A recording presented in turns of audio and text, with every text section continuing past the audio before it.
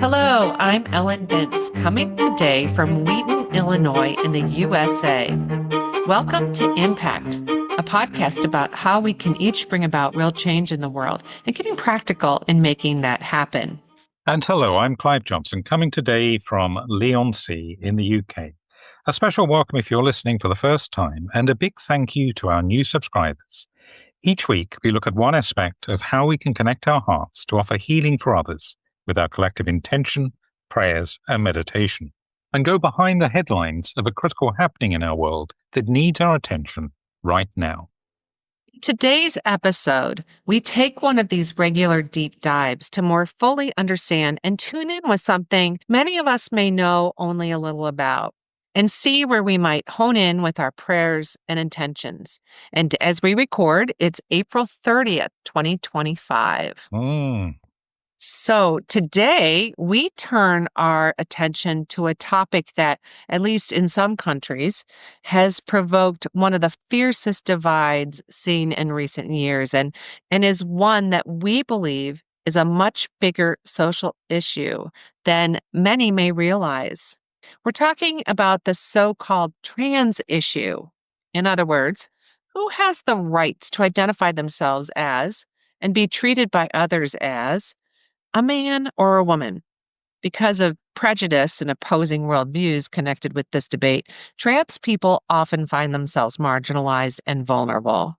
At the same time, some women feel threatened where individuals identifying as trans have been allowed to enter safe spaces, such as bathrooms and changing rooms. Personally, think that's ridiculous. Being made to feel invisible, excluded, or discriminated against is not restricted to trans communities, of course. We don't need to look far to find other examples of groups perceived as being different or inferior or being the other.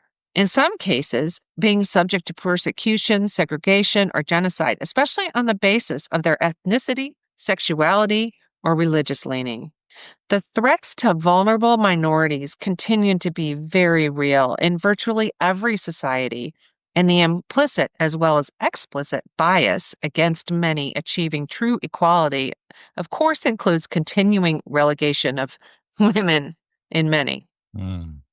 However, what's perhaps different, if not unique possibly, about the issue of trans rights is that for trans people, being acknowledged for who they are is a truly existential issue. To be cancelled or not acknowledged is an additional harm to being denied access to services, social groups and spaces, or being abused, taunted, and attacked for being who you are. Essentially, to face such recognition essentially amounts to being erased as a person or a soul. Among the public at large, many argue that too much time has been spent debating an issue that is considered peripheral for a majority of the population.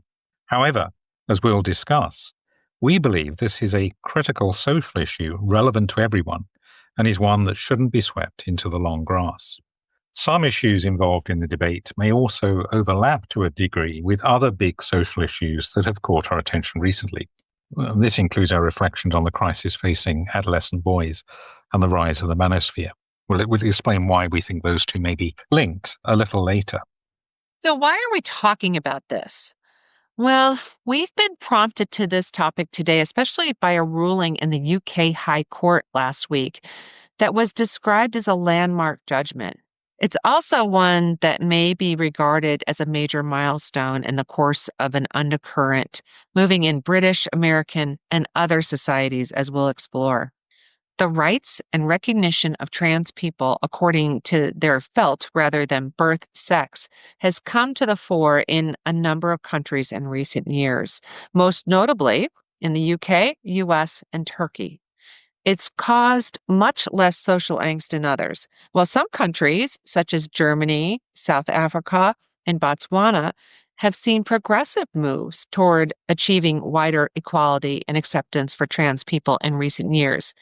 If the issue remains sensitive and still vulnerable to an easily changing political wind. Iran is among countries that supports sex reassignment for trans people having a medical diagnosis. Although some commentators argue This may be in part be driven by confusing trans and gay experiences and motivated by a desire to eradicate gays from society. I did not know that before this. Yeah, it's certainly the case. Iran has a very, on the face of it, positive policy, a supportive policy towards trans people, people identify as trans. But as we said, there may well be something else going on there. Islamic societies, that's quite an unusual position that's taken. Right. What is true is that in some other countries, to be trans, as indeed to be gay or other perceived abhorrence, is to guarantee being persecuted, discriminated against, and often subject to acts of extreme violence. Countries, including Malaysia, Indonesia, and Jordan, specifically criminalize transgender people, and some, such as Saudi Arabia, parts of Nigeria, and Brunei, even provide for the death penalty as punishment for gender non-conforming people in some circumstances, although there seem to be no documented cases of this actually being used in those countries. We'll likely return in a later episode to the question of criminalizing lifestyles and honor the many hundreds of trans people around the world who are killed each year simply for being who they are. There's actually a Transgender Day of Remembrance that happens every year, I think in November. Today, however, we're more focused on what's going on in our own societies, and specifically in two countries where this is most prominent and disturbing, our own, the US and UK. Week's judgment in the UK court itself was technical, a ruling on the interpretation of the meaning of who is a woman or a man in equality law. And we won't go into detail here as it's been well reported elsewhere, other than to say that the justices concluded that in law, biological birth sex is what is meant in this regard. Another UK law does allow for a person's gender to be changed, and equality law does protect those whose identified gender differs from that assigned at birth. Now, Clive, can you just give us a 2-sentence? Because I'm not sure I understood everything when I read about this No, rule. I think this is part of the reason the ruling is complicated. I only read it in full a couple of days ago. It's an 88-page document. Oh. And it's actually quite accessible. It does, obviously, as a legal document, mention case law. It gives a very good history of the background, the different laws that this had come from. There was a Sexual Discrimination Act that I think came in the 1970s in the UK. That's evolved, and there's obviously been amendments. And this particular case arose out of a case that was brought in Scotland. Scotland has its own laws, but under certain circumstances like this, they are subject, where there's appeal, they will go through to the UK High Court. But the lower courts reached a very different conclusion, which actually fits more with my logic, actually, on the law. It was all about when the law around equality, equal opportunities in employment and so on, the new law came into practice back in 2010. There were words used throughout it: man, woman, sex, gender, being the ones here that were particularly relevant, where it wasn't necessarily clear what the meaning was. Was it to do, in the case of talking about woman or man, biological sex, or did it include people who have what's called a gender recognition certificate?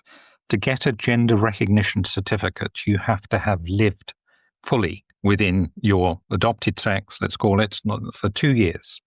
You have to have several medical proofs, proper diagnosis, and there's other very stringent criteria that you have to go through in order to achieve that. Does it include those people under the term, let's say trans women, and this was mainly, I have to say, driven by fear for trans women as opposed to trans men, to be regarded in law as men? And there are various arguments put up, which around what was the intention of the act when it was put together. Could there be circumstances where it has to apply to biological sex, where you're talking about a woman being pregnant, for example, and breastfeeding and this kind of thing.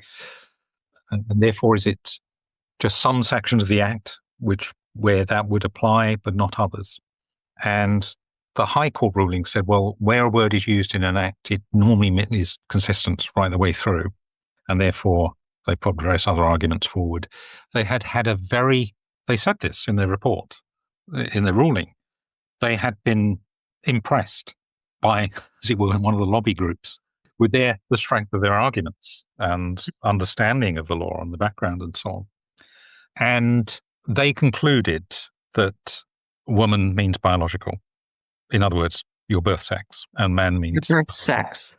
Now, what they didn't include in the report, which I find bizarre, because they looked at some of the implications. They also said, well, by the way, trans people are still protected from discrimination in law. Whether they are in practice or not is another matter. But in law, they're protected under the Equalities Act. So there's gender protection alongside sex protection. So in theory, their position isn't changed. They also said, well, how difficult it will be to actually, you're not meant to disclose. You have a gender certificate, I think. And I think there's non-disclosure, which I don't really understand that issues around this. So it would not be known if someone is in a toilet and gets pointed out, oh, you're a man masquerading, whether someone has gone through this process, whether they are masquerading, whether they are, let's say, a masculine looking biological woman. It's messy. It's really messy. But anyway, their argument was that their conclusion was the interpretation in law, that was all they asked to do, is that when this act was put together, it meant biological. I think it's bad legislation. I think there should have been clearer definitions in the legislation, and the law should be changed. And we shouldn't just be relying on a ruling. But you asked me for 2 minutes. That's what you're going to get from me. So the ruling means that even those who've undergone the very testing process of being certified as having changed their gender are now forbidden from accessing spaces designated on a sex rather than a gender basis, such as bathrooms, sports facilities, hospital wards. Is that right? Yes. Okay, so in other words, trans people whose whole sense of self and desire for acceptance in society is as women or men are now denied this right of access. Yes. So while the ruling concerns how sex is interpreted in the context of a law, it has been quickly seized upon by many who maintain that a man is a man, i.e., one born male will always be male, and a woman is a woman. Yeah, I think your birth certificate rules. Yeah, I think that's really the main implication of all this. Is not only that trans people, trans women, for example, their sense of I am a woman has been kind of erased in law, but it is the practical, how this ruling is interpreted. And especially if you don't go through and read the 88 pages, which I didn't initially, and I actually got, it wasn't necessarily a wrong view, but I had a very selected understanding. For example, I had not appreciated the effect for trans men because that wasn't really being reported on in the media. The effect there is, bizarrely, trans men, in other words, those who were born women, have gone through a transition process in circumstances where, in employment, for example, there's only 2 toilets. Let's say there's not a gender neutral. They are now required to use the women's toilets, even though they may be very masculine looking and so on. And so how on earth that sits with women who are concerned about knowing whether someone in their space is male or not. It's counterintuitive. It's counterintuitive. But actually the ruling did not cover that problem. And it wasn't for the judges to determine what is a big social mess, frankly, and a mess with the law. Their only duty was to look at this case brought on interpretation. What was meant way back 2010 and when these words were put in the law. Yeah. Now, in your backyard, Ellen's backyard, or perhaps we should say back continent, trans rights are also being heavily rolled back. Although there are quite a lot of legal challenges in some states which are arresting some interpretations of federal policy. A lot of things happening. I saw one yesterday from the New York City Council, for example, has a plan for protecting trans rights going forward. And I know even in some conservative states like Montana, there's been, Republican. Wonderful. There's been real challenges happening. But specifically, the policies of the Trump administration have had or are expected to continue having significant and far-reaching consequences for trans people in the United States. I think we're going to be looking at the kind of crisis going on, aren't we, in more fully in future episodes, not just on Yes. this issue. Executive orders, which we don't have here in the UK, are rolling back protections and recognition for trans people in many areas of public life, including their loss of legal rights and facing heightened barriers to basic services like healthcare. For example, the administration has issued executive orders and policies. I should say the president, shouldn't I? Not the administration. Please. That direct the federal government to recognize only two sexes, male and female, as being fixed at birth. This is the big DEI issue. This removes federal recognition of gender identity and non-binary identities, impacting access to accurate identification documents like passports and federal programs for trans and non-binary people.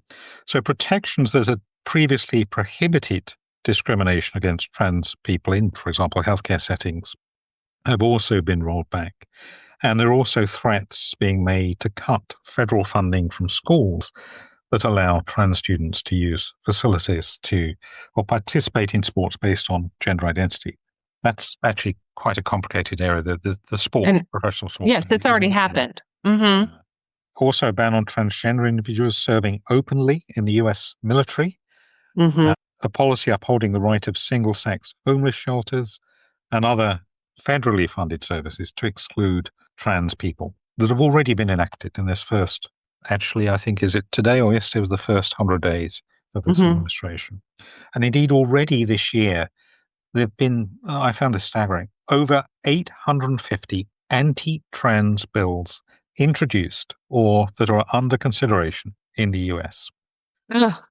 Extraordinary, isn't it? Yes. As in the UK, the issue, of course, is highly politicized, with particularly right-wing movements, many conservative evangelical Christians, and political leaders making trans rights a central focus for cultural and legal conflict. And these tensions in society are far-reaching, of course, not just affecting trans people themselves. And that's why we think it's so important is, as we were talking before we started recording, it's really a sign of, instead of moving toward inclusivity, we're moving toward exclusivity, not understanding people, lack of empathy. It signals so many movements in the direction of our societies that isn't toward love. No. It's not only the legal rulings and executive orders that are having an impact, but political rhetoric, some media coverage also contributing to this pretty hostile environment for trans people. And in the UK, the national regulating body on equal rights wasted no time in welcoming the High Court ruling and issuing interim guidance guiding employers, this is already published, that don't offer a gender-neutral as well as single-sex bathrooms to implement this policy I was mentioning, banning trans women from women's restrooms and requiring trans men to use women's facilities. This is guidance being put out for consultation this month, so it may change, but that seems to be where they're going. Strip and search for arrested trans women by male police officers is now allowed. One police force, the British Transport Police, announced this just one day after the ruling. And let's be clear, for Ellen and I, these things are happening in our own countries right now. Right. And it's important for us to remember that our listeners truly are global when we see our stats. So, yeah. But it does seem to be particularly prominent in the UK and US. It is an issue in many other countries as well, but it's particularly strong because of what's been going on with legislation and political mood, perhaps. Well, I think the interesting thing is if you research how many assaults have happened in a woman's bathroom by a trans woman, I don't think you're going to find stats. No. And I just heard this really funny comedian who talked about this. And he said, if I were a criminal, do you think not being allowed to go in the bathroom would stop me Yep, from assaulting a exactly. woman? Like, I'm going to Exactly. go and say, oh, this is the women's bathroom. I can't go in here. No, that's not going to stop them. Nope. So it's Nope. it's a little bit silly. And I had an interesting experience at my health club. I walked in and there appeared to be a man in the locker room. I didn't stop to look, but I chuckled a little bit because I thought to myself, I wonder if this is a trans man who is being forced to use this locker room. Yep. Well, this And here you go. this There's is the gonna happen, consequence, isn't it? gals. Yep. We're gonna see this. Yeah, it didn't bother me, but there were some people who were kind of questioning what was happening. And I thought, I wonder if this is the other side of this story. Well, I think so. And I think anyone that thinks this is a done and dusted issue in the UK is going to find in a year or two, Right. if not Right. before. It very much is. Yeah. So, what are the key issues in the divide between those who are trans critical and those who are trans or trans supporting? And how representative are these strong divisive views of those held by the wider population? So, the position taken by trans critical feminists, which I didn't even know existed, and trans women, and it's mainly trans women rather than trans men who have been most vocal in this debate, seem to present a circle that can't be squared. I guess that's very true. Yep. Differing personal views on who may call themselves a woman and a desire to protect hard fought for safe spaces on the one hand, pitched against trans women's desire to be fully accepted into such spaces on the other. We should say here that we're only using the word trans woman to make clear when we're not talking about cisgendered women, i.e., those who were their biological sex is female. Mm-hmm. They, in most other contexts, we would otherwise recognize them as women.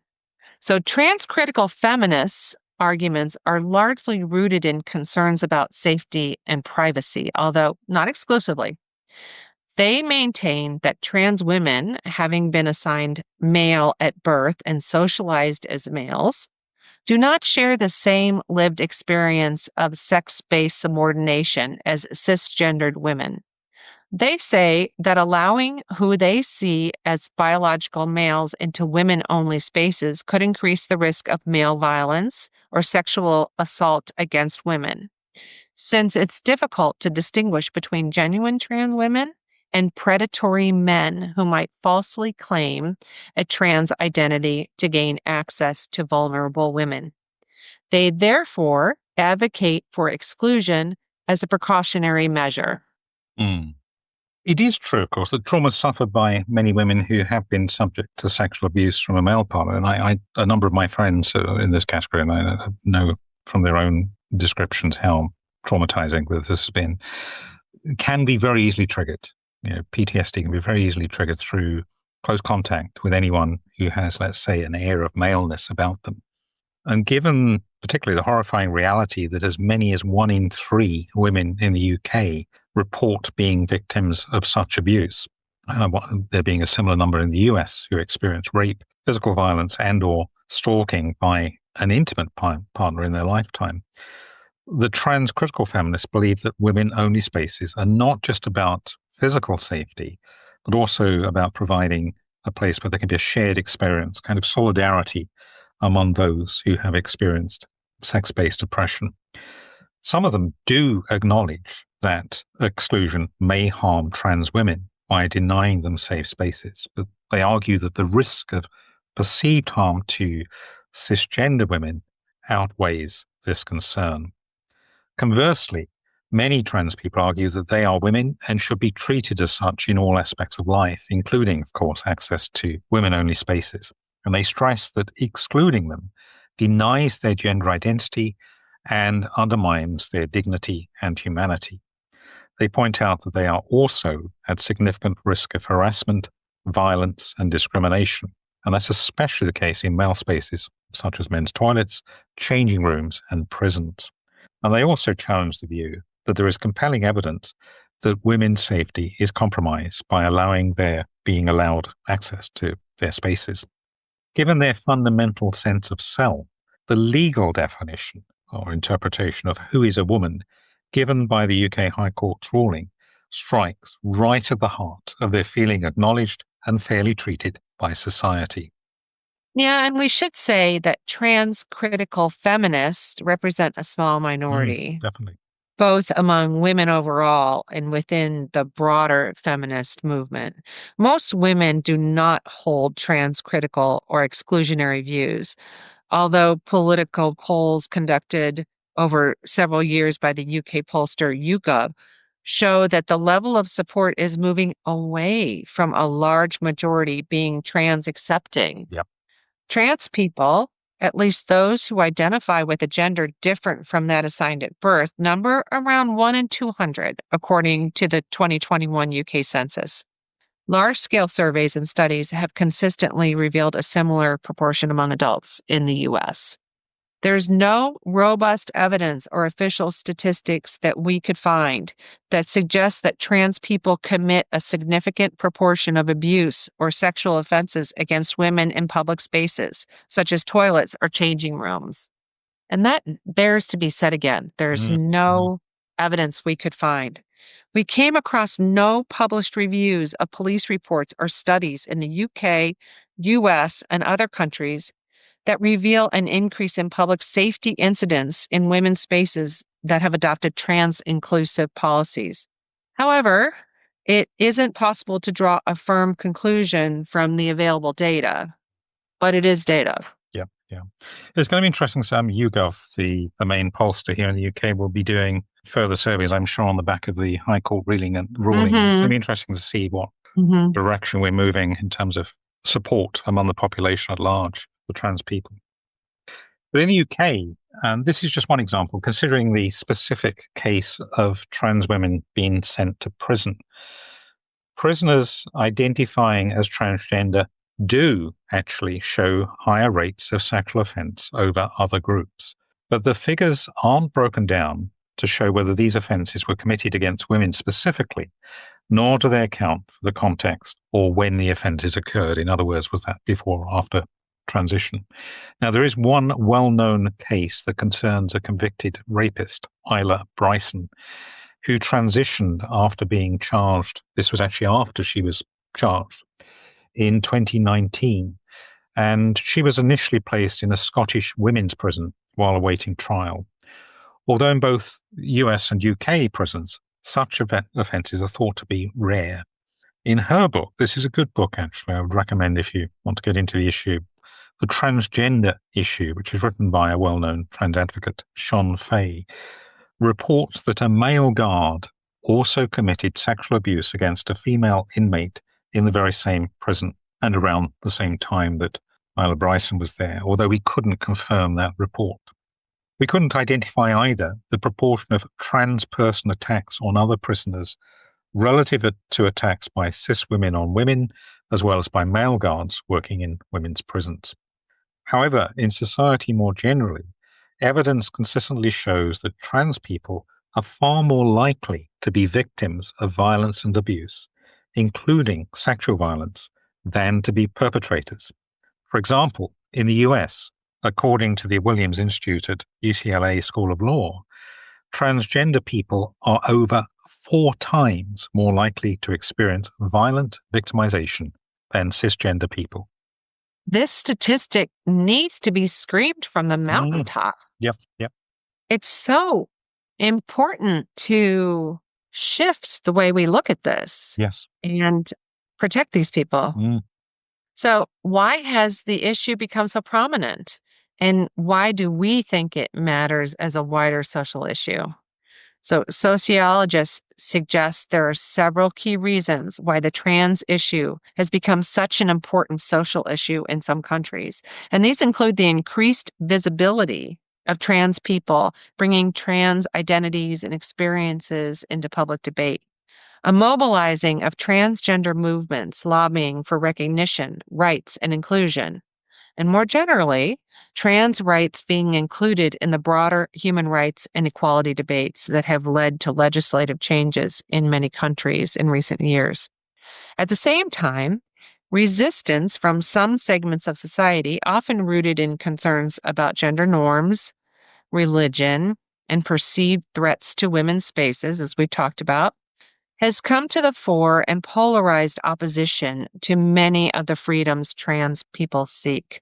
Policy changes and public debates on the trans issue have often served as flashpoints, amplifying the issue in the media and politics. In the world of academia, models of gender and sexuality studies have themselves undergone a change from trans people being viewed as, quote, deviant to recognizing the diversity and legitimacy of trans identities. In turn, this has influenced public understanding and led to a questioning of the gender binary. In the US, religious voices have been especially influential in weighing in on the debate.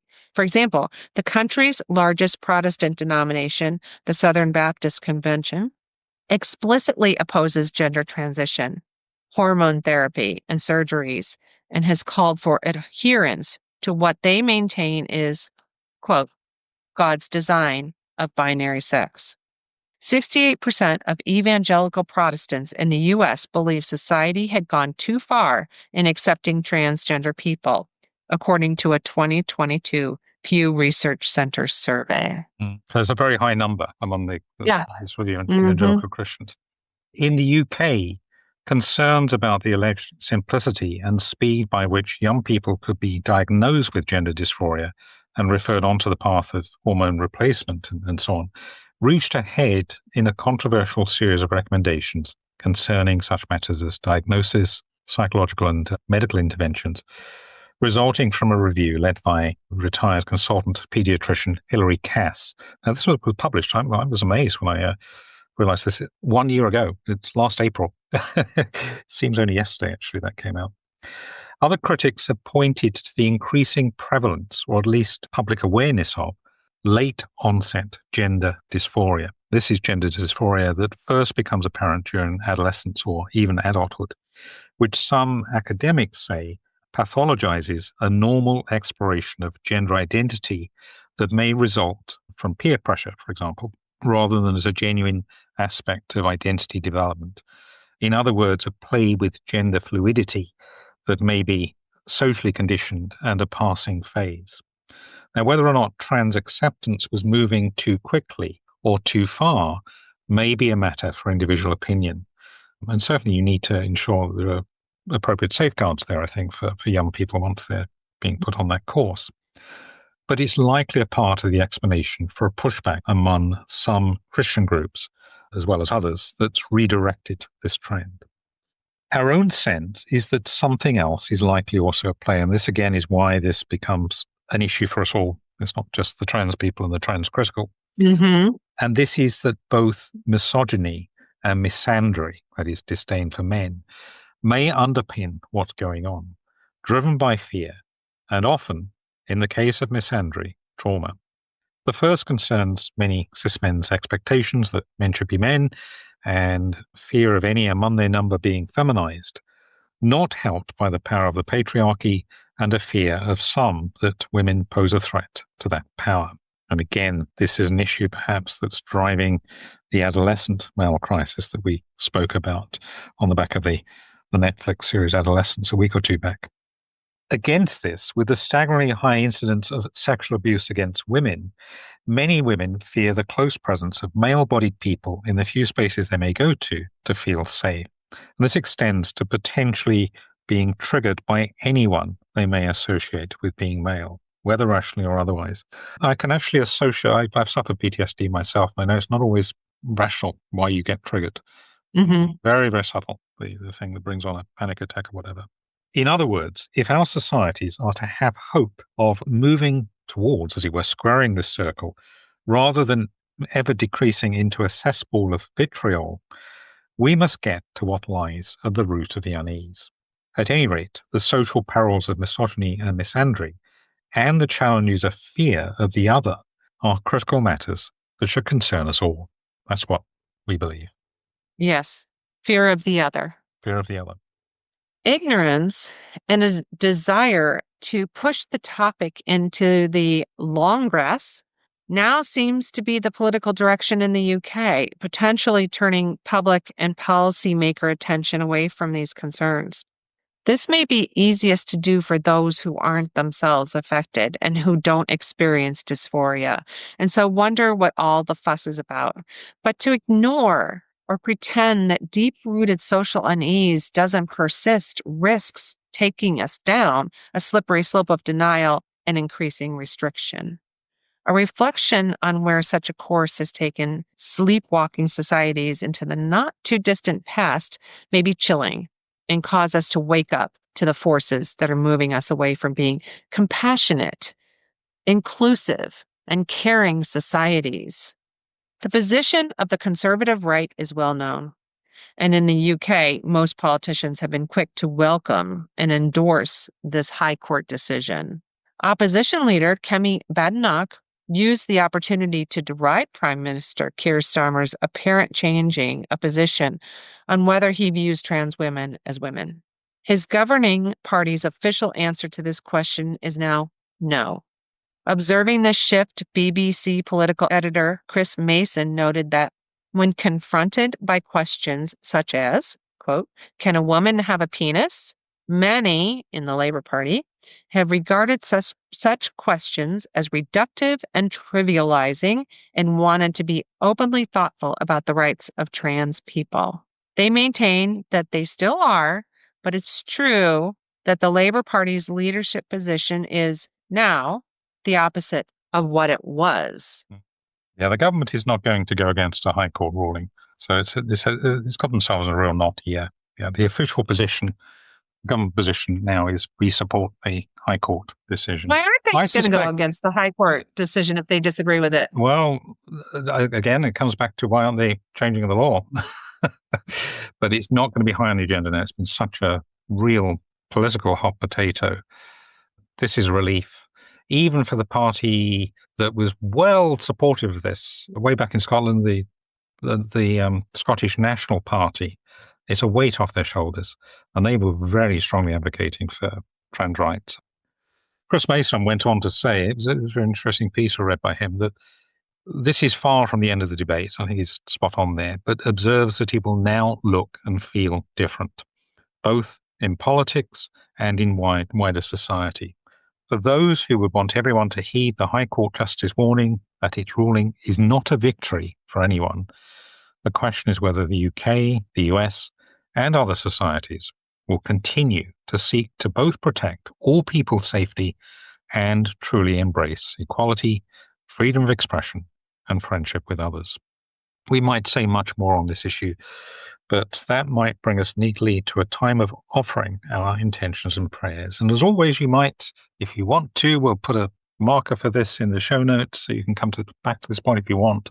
Take time where you can just be quiet, come to a place of deep inner connection, and whether it's through willing intention, just really feeling into the image, the scent, the energy, or whether it's through prayer that you share with us as we offer some thoughts on where we might hone in with our intentions and prayers. And there might be many things we could offer here. The following are just some that have come to us. We will, for wise and sensitive media reporting and a willingness among journalists to maintain the issue in the public consciousness. Similarly, we ask that politicians of every political hue might be convicted to not allow the concerns of trans people to be kicked into the long grass, seeing it as done and dusted, or used as a political tool to tarnish others or curry favor with public opinion. We will for an upholding in light protection, for assurance and comfort for those who are now feeling dispossessed, depressed, and attacked by the anti-trans legislation in the US and High Court ruling in the UK. We ask for protection for those feeling vulnerable about being treated as males in hospitals, recreational facilities, restrooms, and other social settings. Of course, those who are trans men being treated as females. We ask for a movement among all activists engaged in the debate to understand the nature of trauma faced by women, and a desire that they may feel assured that their need for safety in the spaces they use won't be compromised. In the UK, following the High Court ruling last month, we pray that those advising and working within the Equal Opportunities Commission to draft policy guidance for employers and others will be wise and proportionate in their task. And we ask for a readiness for parents, partners, teachers, and others who are close to trans people to be their allies, even if they may not understand the everyday challenges faced by many trans people. This week, as we consider the grave fear and sense of exclusion being faced by many trans people in the US and UK, as well as in other countries, we suggest holding as our main intention. We will that there will be a readiness among all people to recognize and respect the gender identities of others that they may consider to be outside the norm, including where these may be contrary to the notion of binary or biologically determined sex or gender according to their own faith-based or other worldview. Please join us in holding this. So next time, in a second part of our deep dive into this topic and giving him the chance to speak to his own authentic self, we turn the tables as I talk to Clive about his own experience of growing up trans and sharing his reactions and reflections on what's now happening in our own backyards. We'll also peel away a little more at what's actually meant by the umbrella term trans and see that it covers a much wider variety of identities and expressions than might often be appreciated. It will be an episode you don't want to miss. Yeah, looking forward to it. Me too. That about wraps it up for this episode. Remember, you can connect with us in the Facebook group and for live intention holding in my Daily Insight Timer offerings and with Ellen in the Labyrinth Activist Network's Zoom calls. Details of how to hook up with these are in our show notes. Look out too for our next special topic episode, which we'll be releasing in the next few days. Thank you for listening and for sharing with us in Holding Intentions. We look forward to connecting again next time. And in the meantime, thank you, go well, stay safe. Remember, we're more powerful together. Impact is presented by Ellen Binns and Clive Johnson and produced by Impact Productions. Our theme music is by Chris Collins and our logo artwork is by Auto Classic. Subscribe wherever you get your podcasts and please leave us a review on Apple Podcasts, Spotify, Audible or your favorite podcast provider. We're a non-commercial podcast dedicated to people of any faith tradition or none who yearn for healing in our troubled world. Please pass on the word so others may join us in making an impact. Thank you for listening.